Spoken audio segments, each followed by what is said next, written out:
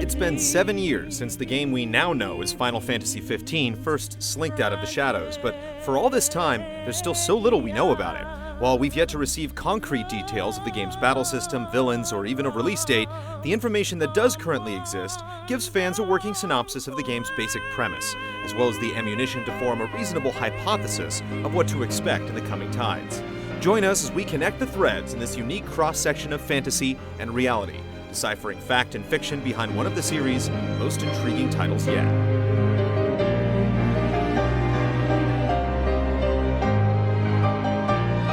According to director Tetsuya Nomura, the darker tone and contemporary setting of Final Fantasy XV is poised to be unlike anything else you've seen from the series thus far. But just like many of the other games that have come before it, this too begins with the tale of a crystal. For years, crystals have been used as instruments of war, fueling the political and technological ambitions of the world's power-hungry nations, until prolonged conflict caused them to nearly disappear for good. The last remaining crystal resides in the modern kingdom of Lucis, seat to the royal family of Callum, home of the game's protagonist, Noctis. The 2011 trailer opens on a historic day in the war, a peace treaty signing between Lucis and the Kingdom of Niflheim. Gazing off into the Niflheim airships drifting in the distance, Noctis seems aloof to the day's proceedings, but is, in truth, an integral part of it.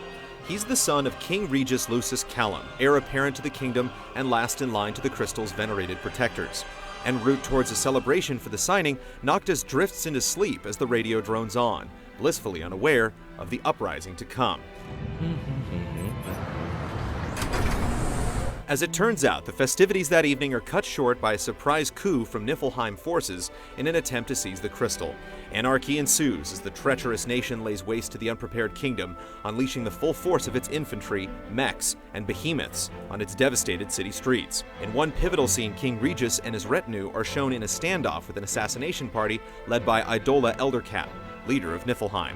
Meanwhile, the action shifts to Noctis as he attempts to mount an escape with his trusted comrades Prompto, Gladiolus, Ignis, and Kor. Amidst all the chaos, the fate of the city, its ruler, and Crystal remains uncertain, but the determined Noctis makes one thing resoundingly clear: vengeance will be served 100-fold. This much is certain from the information officially released by Square, but what follows strays away from established fact. Dabbing into the realm of speculation, several keen observations can be made from putting together the various clues, quotes, and connections teased by each trailer thus far, illuminating several possibilities that conveniently reference the reality and fantasy that this game is aiming for.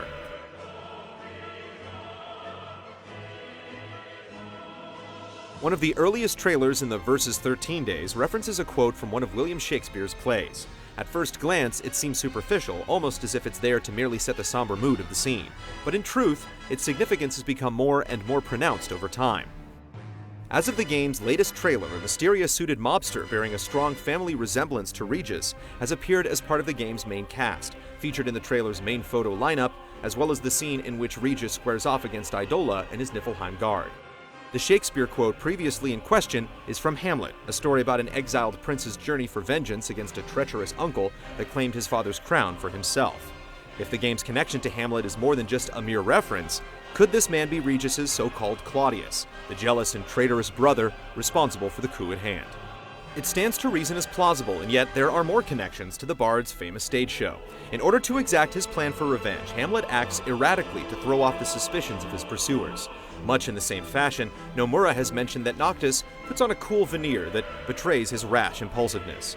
In the first act of the play, Hamlet makes a point of wearing dark clothes that reflect his sullen state of mind. Noctis, in all of his dark and brooding ways, seems to share much of the same taste in dress. Distrustful Polonius sends his daughter Ophelia to spy on Hamlet's true motives, resulting in a complicated rally of love, betrayal, and conflict. From what we've seen in the trailer so far, Noctis and Stella seem due for an equally complex relationship. Could someone in Noctis's own brotherhood turn out to be a Rosencrantz or Guildenstern in disguise as well? Moreover, there's the fact that Noctis apparently has eyes that, quote, see the light of expiring souls, a supernatural aspect that falls in line with Hamlet's visitation by his ghostly father.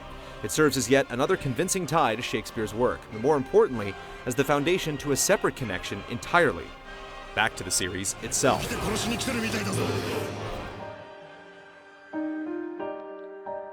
Unique as Final Fantasy XV's world may be, it's not a completely cloistered one.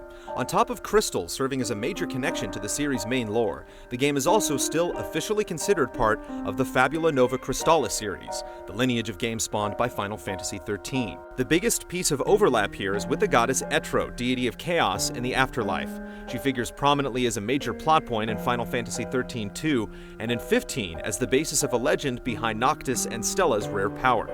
According to a conversation between the two at the Peace Treaty Party, only a chosen few receive the ability after a brush with death. A reoccurring theme in this subseries revolves around the idea of choosing whether or not to serve a god and a higher purpose. It was the crux of the Lassie conflict in 13, the foundation of Caius Ballad's torment in 13-2, and Lightning's sacred duty in the upcoming Lightning Returns.